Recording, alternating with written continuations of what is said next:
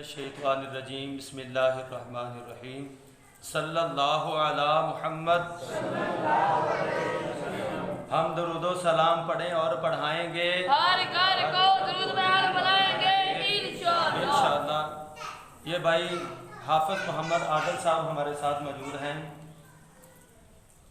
इन्होंने मदरसा देवबंद से कुरान पाक हिफ़्ज़ किया है माशाअल्लाह। अल्लाह ताला इनको मज़ीद तरक्कियाँ बरकतें अता फरमाए। इनकी फूफी जहाँ मंडी बाउद्दीन से यहाँ मरकज़ अव्वल दरूद महल में तशरीफ़ लाए। उनको मसला परेशानी ये थी कि वो गुज़िश्ता 1 साल से बीमार थी।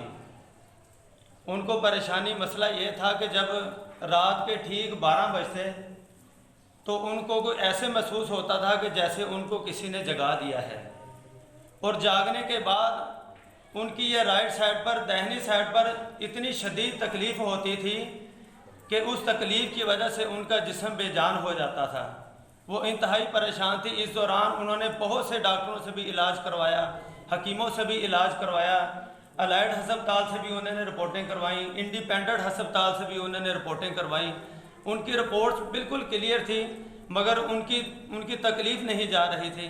ये हाफिज़ साहब उनको लेकर यहाँ मरकज़ अव्वल दरूद महल में बानी तहरीक दरूद महल सालारे काफ़िला इश्क़ व मोहब्बत साहबजादा वाला शाह मोहम्मद उस्मान अल कादरी चिश्ती दामद बरकातुहुल आलिया आपके पास लेकर आए, आपसे दम करवाया, और अल्हम्दुलिल्लाह आपने एक बार ही उनको दम किया है। उस दम की बरकत से अल्हम्दुलिल्लाह वो बिल्कुल ठीक है। आइए एक बार इनसे भी पूछते हैं कि हाफिज़ साहब आपका नाम? हाफिज मोहम्मद आदिल। ये आपकी फूफी जान कहाँ से तशरीफ़ लाए थे? मंडी बाउद्दीन से। ये मंडी बाउद्दीन से इनकी फूफी जान तशरीफ़ लाए थे। देखें कि जो बीमारी इतने अरसे से डॉक्टरों से हकीमों से नहीं जा रही थी, वो बानी तहरीक दरूद महल से एक बार दम करवाने से अल्हम्दुलिल्लाह वो बिल्कुल ठीक हो गई हैं।